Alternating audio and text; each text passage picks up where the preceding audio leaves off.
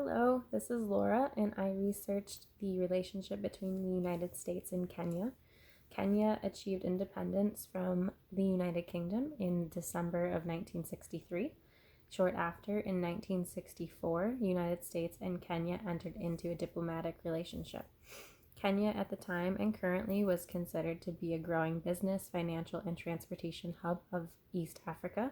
This made making or forming a bilateral relationship between the two countries mutually beneficial for both.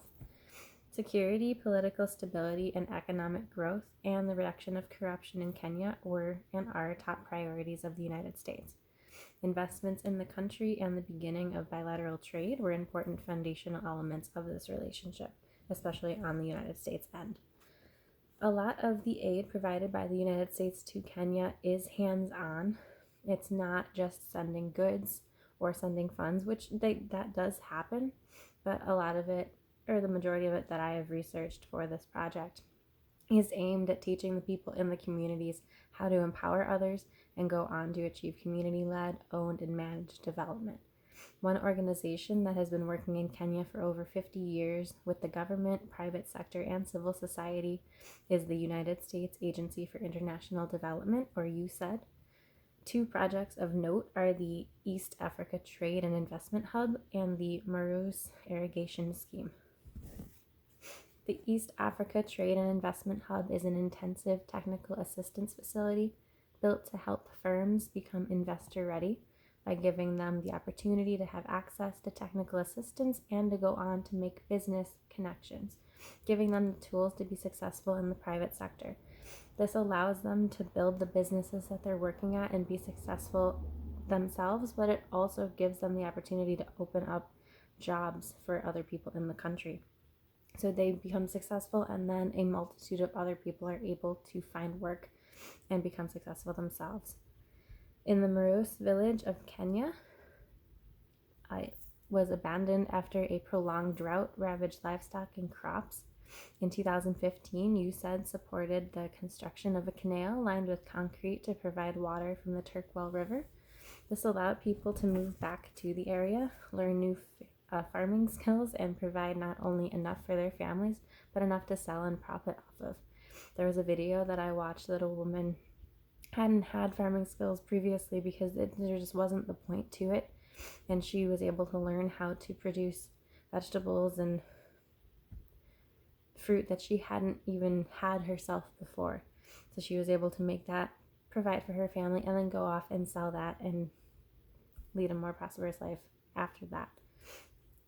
With a lot of the country's focus on the economic status and general stability, healthcare was overlooked and underfunded.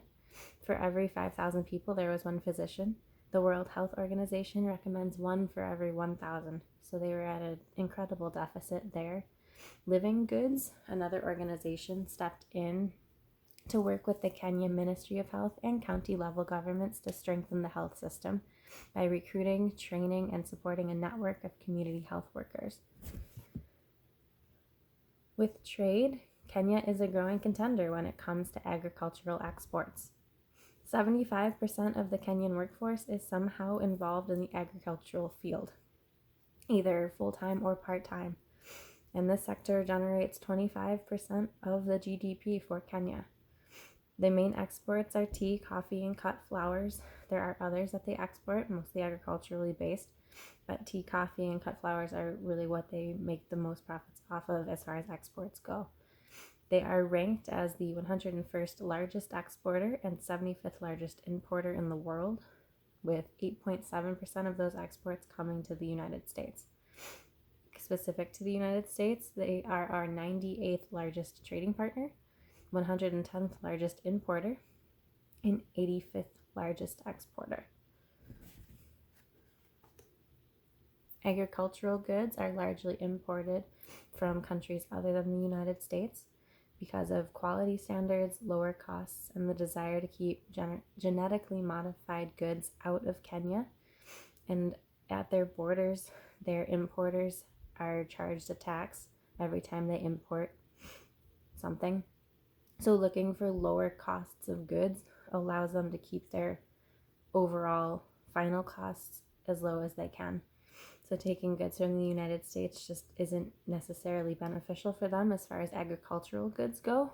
Other goods, it's worth the cost, but if they can get goods like that lower in other countries, that's what they do.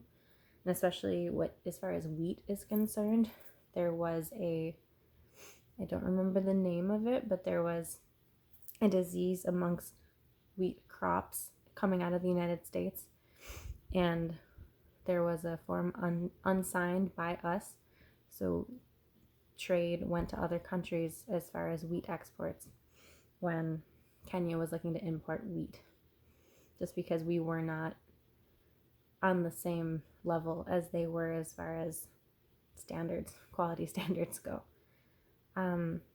Goods imported from the United States fall in the realm of machinery, plastics, aircraft related goods, and electric machinery.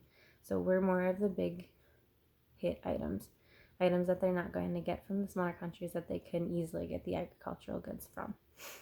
On a broad scale, trade is seen to be more beneficial for developing countries in the long run because it forces a country to become self-sufficient. They need to do the work to supply the goods and then enter into a trade agreement.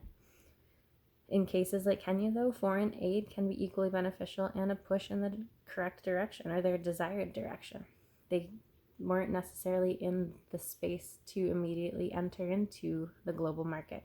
They weren't even a country prior to 1963, so they needed the funding and the lessons from the United States to be able to be a contender. So although just sending goods to smaller or up-and-coming countries is not necessarily beneficial, aid that actually goes in and teaches the communities how to be self-sufficient, how to be prosperous on their own once people leave, that kind of aid I believe is beneficial, especially in this case of Kenya. So thank you for listening.